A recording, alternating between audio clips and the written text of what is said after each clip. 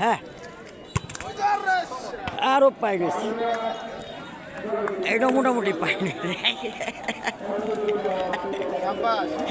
আরে ওটা বলুন, ঠিক আছে শটটা।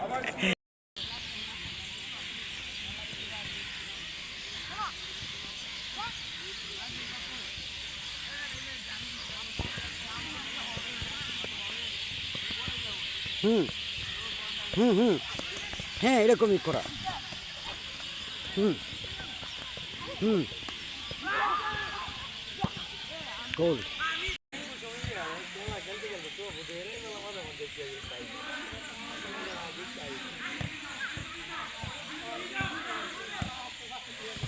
বড়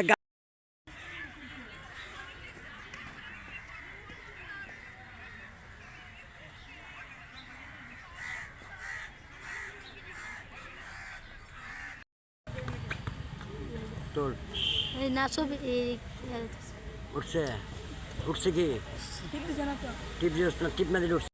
এটা মানছে শট মারে নদীর হতে নেই, এটা কি নিয়ে লাগছে।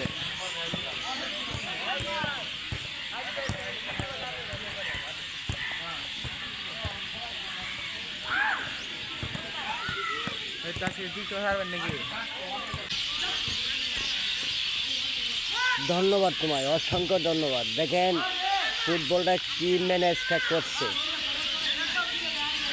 আবার নাও নাও।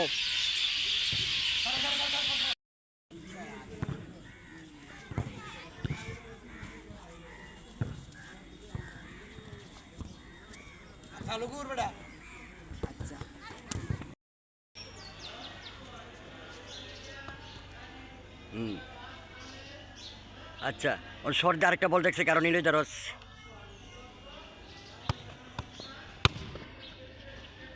ও ফাইন, হ্যাঁ একটা বল দেখ।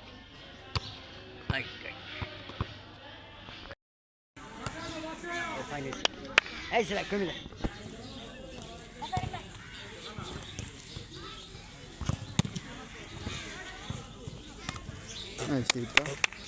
হ্যাঁ আরেকটা কাজ কর। হ্যাঁ হ্যাঁ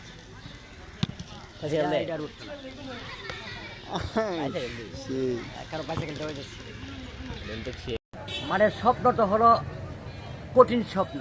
মানে আমি স্বপ্ন আজকে 14 বছর ধরে দেখেছিলাম, কিন্তু 14 বছরের পরে মানে 7 বছর, 14 বছর 7 বছর পরে আমার স্বপ্নটা বাস্তবায়ন হওয়ার চেষ্টা মানে হয়েছে যে যেরকম মানে আমি একটা ছেলে করতে করতে 5 মিনিট পরে এক ছেলে আল্লাহ দিছে, দেওয়ার পরে আমি মনে স্বপ্ন ছিল আমি মেসির মতো ফুটবলার বানাবো।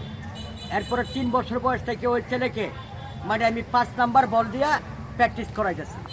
প্র্যাকটিস করাইতে আমি আজ মানে এই পর্যন্ত আসছি, কিন্তু আমার প্র্যাকটিস আজ আর জীবন ভরা করালে কোনো লাভ হবে না।